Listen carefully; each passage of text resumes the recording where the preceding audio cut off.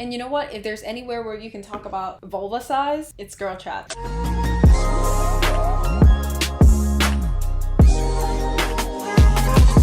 Hi friends, this is SACHEU or Sarah or Sarah Chung. I have to say that in every video because I don't want anybody to be like, what's the name of that annoying girl on YouTube?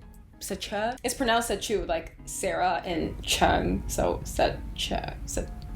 Wait a minute. Whatever, it's SACHEU. I feel like a girl chat is overdue, and I got a bunch of new makeup lately, and I just want to show you guys hits and misses and try it on while I answer some questions. Yes, I do have a pretty angry pimple on my forehead. It happens. Even if you're exfoliating and using SPF and doing a perfect skincare routine, these things still happen. There's so many things that go into what your skin looks like other than just what you put on your face. Like work stress, hormones, genetics. And the reason why I have this pimple right here is because I've been working really hard on a project. It's coming very soon, literally in a couple days, and the announcement will be on my Instagram. So if you want to be the first to know, go check my Instagram. Anyway, I'm gonna put on some makeup. I'm gonna start off with the Ordinary High Spreadability Fluid Primer. This is the primer that I tried the first time it came out. The first time I tried it, I didn't love it because it feels very suffocating. This is basically all silicone. Like if you ever want to feel what a silicone feels like in cosmetics, this is basically what it feels like. And silicone gets a really bad rep, but it's honestly such a great way to fill out all your pores and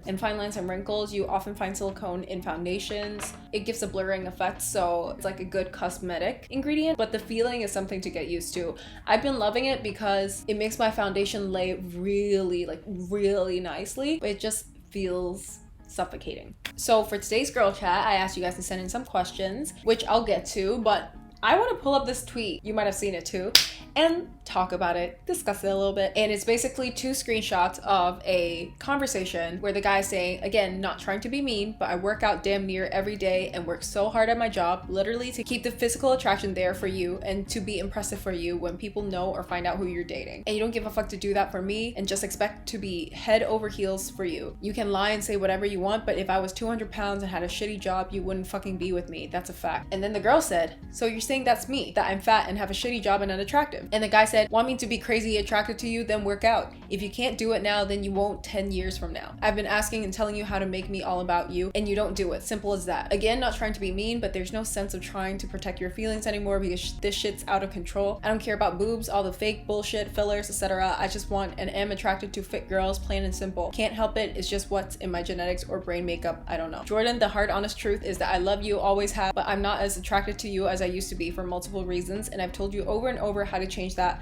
but you don't listen or do them, and then complain to me that and say I'm horrible. That's not being mean, just the honest truth and something I can't control. This tweet has 140.6k likes, and I scrolled through the thread because I'm nosy, and most of the top comments are defending the guy. And this is just a tweet that I've been thinking about, but while I'll give you my thoughts, I'm gonna put on this foundation by The Ordinary. This is their serum foundation in 1.2N. This is a little bit lighter than my usual shade because quarantine, but this is my perfect quarantine shade. This is one of my favorite foundations, and I stopped using this for a bit.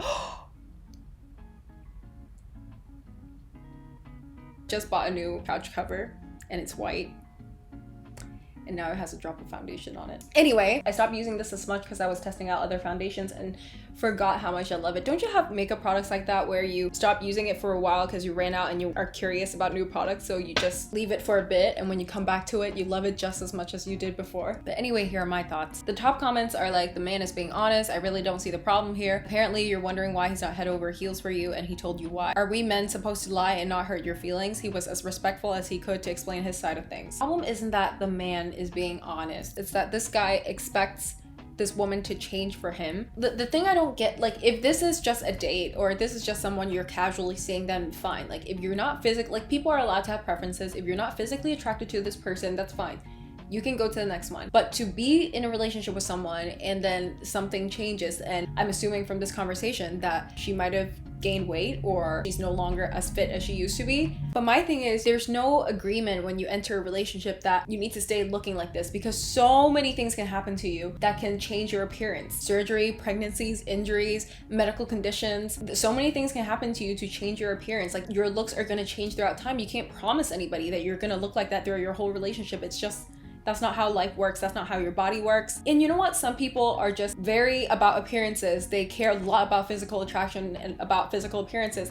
And if that's the case and your significant other is no longer meeting that standard for you, then why don't you just go date someone else? By the way, in this conversation, it seems like she used to work out and now she doesn't anymore. And that could be caused by so many things. Maybe she's depressed. Maybe she's going through something. Like, the angle that he took wasn't that, hey, I noticed that you're not as active as you used to be. Is there something wrong? Is there anything that we can talk about? It wasn't that. It was, you are no longer attractive to me. Get your ass back in the gym. How do you expect me to love you and be head over heels for you and be crazy about you if you don't work out anymore? And just for context, by the way, this is what she looks like. It's not even like she's not conventionally attractive. Like, what? I think it's just such a messed up situation. I'm glad that this girl knows it's time to dump him. And to guys who think like this, who think like partners have a responsibility to stay physically attractive according to my standards at all times, one, your relationship is not gonna last. If what you're looking for is to constantly have an attractive partner, then I guess you can just jump from partner to partner. But it's psychotic to stay with one person, and when they're going through a tough time, when they are less active, to guilt trip them about their appearances and tear that person down. And to women who have partners who think like this, it's time to go. If you want someone who will actually love you through everything, that is not the partner for you. People are actually so brainwashed on what women are supposed to look like that even a woman who looks like that is failing at being physically attractive to their partner. And I guarantee you, unlike what he said, it is not your job to make him head over heels for you. He's either head over heels for you or not. A man who truly loves you, who is actually head over heels for you, not just your looks, will stay there through thick and thin, literally thick and thin. Anyway, now I'm gonna use the Dior Forever Skin Correct. They sent this to me, tried this and swatched this on my hands. I didn't think I was gonna like it that much because it feels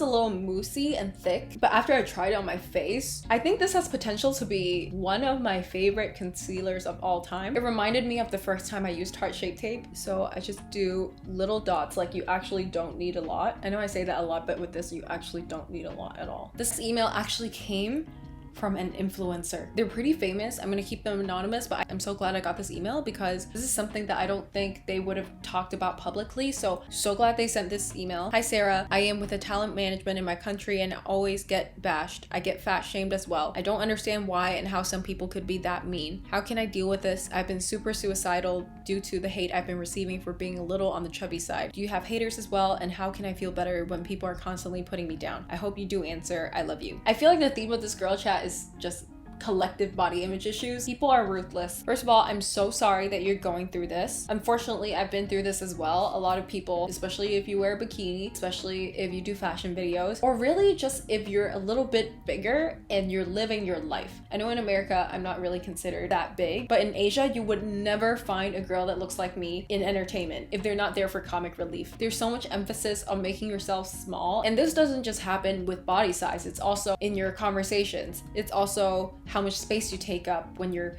interacting with people. It's also how much time you get to speak during meetings. We're just always taught that we have to be smaller. I mean, growing up in an Asian country, that was one of the biggest things self-confidence wise that I had to overcome. It's still an ongoing process. Having an online presence and having a following definitely made it a little worse. I wanted to do the story time on Instagram, but I guess I'll just tell the story now. When I was in Hong Kong and I was trying to get this whole YouTube thing going, I was looking for a manager because I was getting taken advantage of by brands left and right. So I needed a manager to like help me with stuff. And I went to an agency. They're primarily a modeling agency, but they also do like online entertainment. So I went to their office to basically just talk to them about them managing me. I told them I really wasn't interested in modeling or traditional media. I just wanted to keep doing YouTube. And they were like, okay, that's great. Let's get you on the scale, which in hindsight was really weird. And then they measured my whole body top to bottom. And after a long interview, they were like, yeah, we might be able to sign you, but you're gonna have to lose about 20 pounds. And I was like,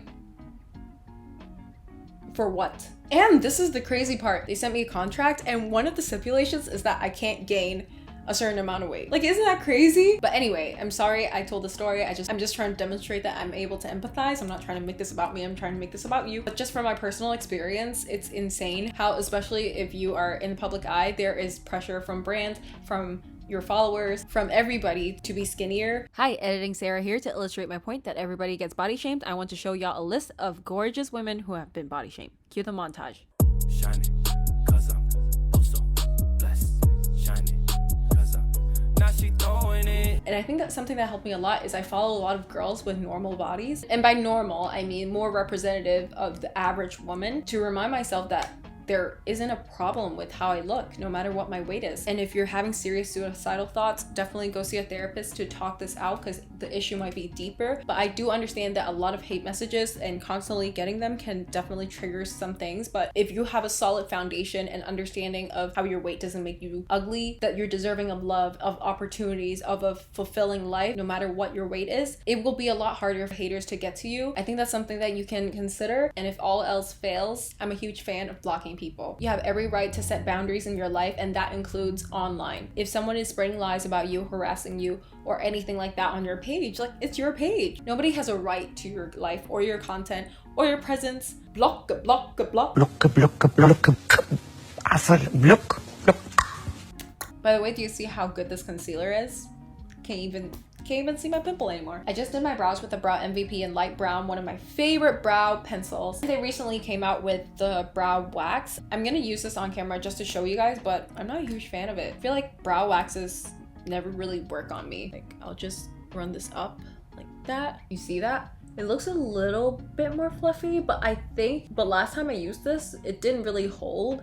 And I think the problem is when you don't have brow hairs, you can't hold anything up. So yeah, I just want to show you guys in case you're thinking about trying it. When I do these girl chat videos, I always get carried away with talking, and then I forget that I have to apply makeup. Anyway, I'm gonna use the Dior Backstage Rosy Glow Blush. I don't really use a lot of makeup from luxury brands, but oh my god, this is so good. It's insanely pretty. Like, if you have my skin tone, this will look so beautiful on you. It's not super pigmented, but it gives you the most natural Bella Hadid rosy cheeks. Like, oh my goodness. Anyway, we got one more question. This question is from Matilda. Hi, my question is, how can I be confident about my vulva?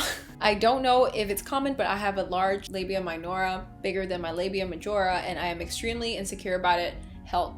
Love your videos, take care. Another body image question. And you know what? If there's anywhere where you can talk about vulva size, it's girl chat. I'm gonna use the Dior Skin Nude Luminizer. This is their new one, and this is the one I have before. I'm not sure if it's the same product, because this used to be called the Air Luminizer. I looked on their website and this is no longer for sale, so it might be a newer version of the same product. This old one, oh my god, I don't even know if I can. Okay, so this is what my old one looks like. It's all beat up, and this is the new one. And this has been a favorite for years, which is why it's all beat up, dropped on the floor multiple times, and I'm still using it. And this one, I think they're actually kind of different, because I feel like this is a way more intense highlighter, and this one is kind of like an all over glow kind of thing. Like, it's very natural. This one I can do one swipe on my nose and it will light up my whole face, and this one I kind of have to layer and buff it on. You see this? It's like a pretty natural glow, but it's not intense by any means. Anyway, this is actually a very common phenomenon from what I have experienced. A lot of people are insecure about their vulvas. I think it might be because of porn. Isn't it crazy how we have to be insecure about that too? Like, men just walk around all day with gooch grease, and we're here trying to measure our vulvas. I just want to say that vulvas and your junk just comes in all shapes and sizes, all colors, and nothing is wrong with that. Y'all are watching too much Pornhub and not enough OnlyFans. Plus, the good thing is it's not a part of you that people are gonna see every single day, so it's not like people are going around judging you for it. I mean, it's nothing to be insecure about, but no one's really gonna see it. So the only people who are really gonna see it are people who you have trusted enough to have some fun with, and if you trust them enough to welcome them into all your goodness. It really should be someone who wouldn't be so judgmental about stuff like this. Like, if someone opens your legs and sees your vulva and is like, oh, why does it look like that? It's time to head out. It's time to head out. This is 100% TMI, and I'm really gonna regret telling the whole world this, but one of my lips is slightly bigger than the other. Kind of like, it's perfectly normal, and I find it really cute. If someone finds it weird that I don't have a porn star pussy, too fucking bad. If you're not hitting it, it's none of your business. So I just did a soft little pink eyeshadow. Now I'm gonna do eyeliner, and this is the Heroin Make Long Stay Sharp Gel Liner. I tried their liquid liner, it was bomb, so I bought their gel liner too, and it's equally as good. You can find this at Asian beauty stores, and it's just such a godsend for Asian eyes especially. And I've been really liking doing an inner eye eyeliner. You see the difference? Now I'm gonna do my lips, and I'm gonna use the e.l.f. lip liner. It is part of their Retro Paradise collection, and this has become one of my favorite lip liners. This and this other one, it's part of a lip kit and it's called Nude 1 and 2. They have other shades too that I don't use as much, but these two are so good, like just the perfect shade. I'm gonna use the darker one to line my lips. And I'm gonna use the new Fenty Beauty Pro Kisser Luscious Lip Balm in Pinch Me. So pretty. But anyway, that is it. As always, you can send your questions to this email. Don't forget to follow me on Instagram to get that announcement. And yeah, I'm so excited for y'all to find out what it is. Stay safe, stay hot, and I'll see you next time. Bye.